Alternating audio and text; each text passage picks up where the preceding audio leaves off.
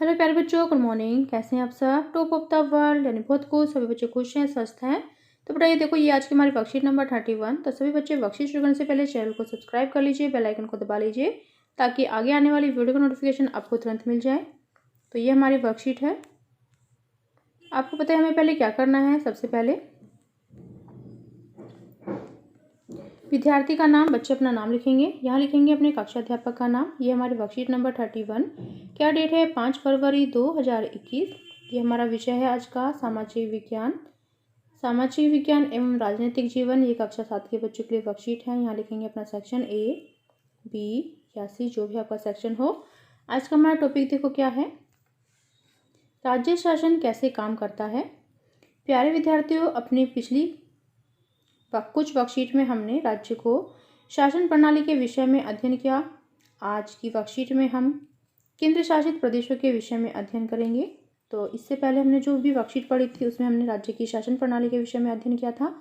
आज हम केंद्र शासित प्रदेशों के विषय में अध्ययन करेंगे।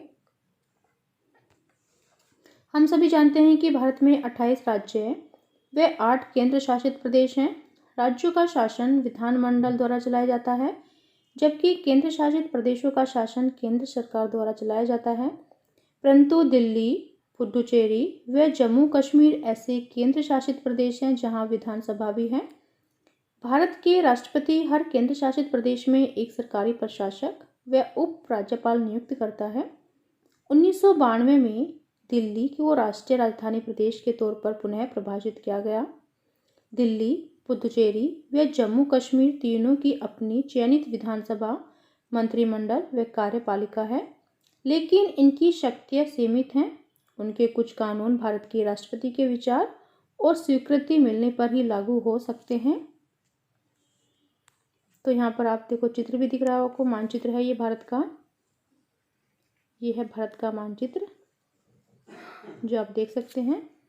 फिर नेक्स्ट देखो, नीचे दी गई वर्ग पहेली में भारत के केंद्र शासित प्रदेशों के नाम दिए गए हैं, कृपया उन्हें खोजकर लिखिए। तो आपको एक वर्ग पहेली दी गई है, इसमें से आपको भारत के केंद्र शासित प्रदेशों के नाम चुनकर उनको खोजकर लिखने हैं। तो देखो, अंडमान निकोबार,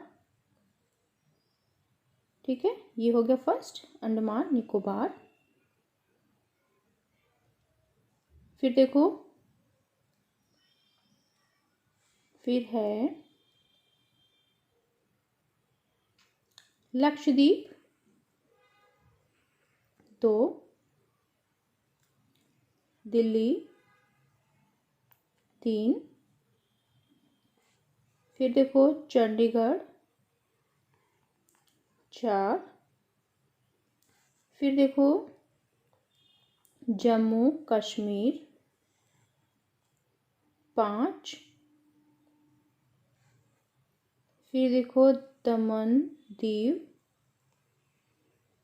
6,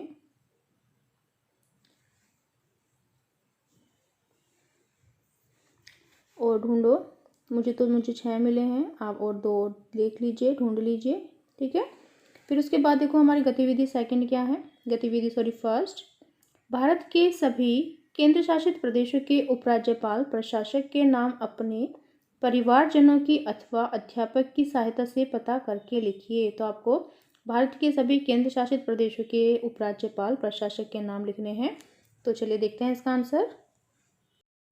तो बेटा यहाँ से आप लिख सकते हो, ये हमारी गतिविधि फर्स्ट है, ठीक है, गतिविधि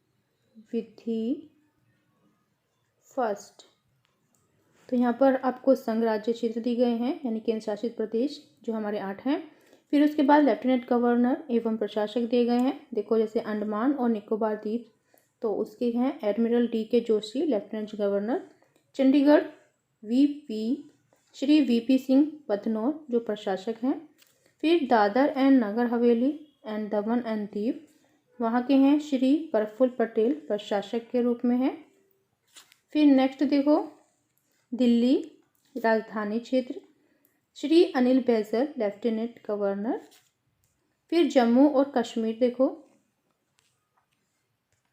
जम्मू और Kashmir Shri Manoj Sinha lieutenant governor, Lakshadweep UT Shri Praful Patel प्रशासक के रूप में, Puducherry UT doctor Kiran Bedi IPS सेवानिवृत्त लेफ्टिनेंट गवर्नर के रूप में, Ladakh UT Shri Radhakrishna Mathur lieutenant governor. तो बेटा ये क्या थे, ये हमारे केंद्र शासित प्रदेशों के उपराज्यपाल और प्रशासक थे। तो आप ये हमारा आंसर लिख लेंगे, गतिविधि फर्स्ट। फिर नेक्स्ट देखो, नेक्स्ट क्या है, फिर नेक्स्ट है बेटा हमारी गतिविधि सेकंड कि दिल्ली की अपनी विधानसभा है। भारत के ऐसे और कितने केंद्र शासित प्रदेश हैं जिनकी अपनी विधानसभा है, उनके नाम लिखिए। तो ये अभी हमने पढ़ा था यहाँ पर कि Delhi,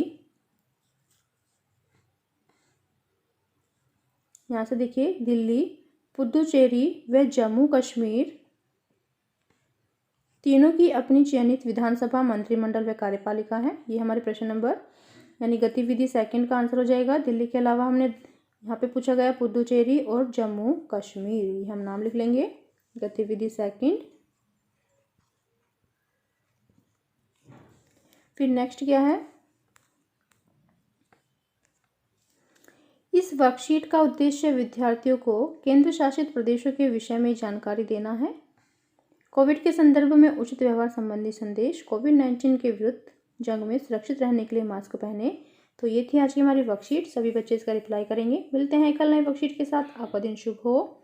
have a nice day, bye bye बेटा। वीडियो को लाइक कीजिए, सभी दोस्तों के साथ शेयर कीजिए। Thank you.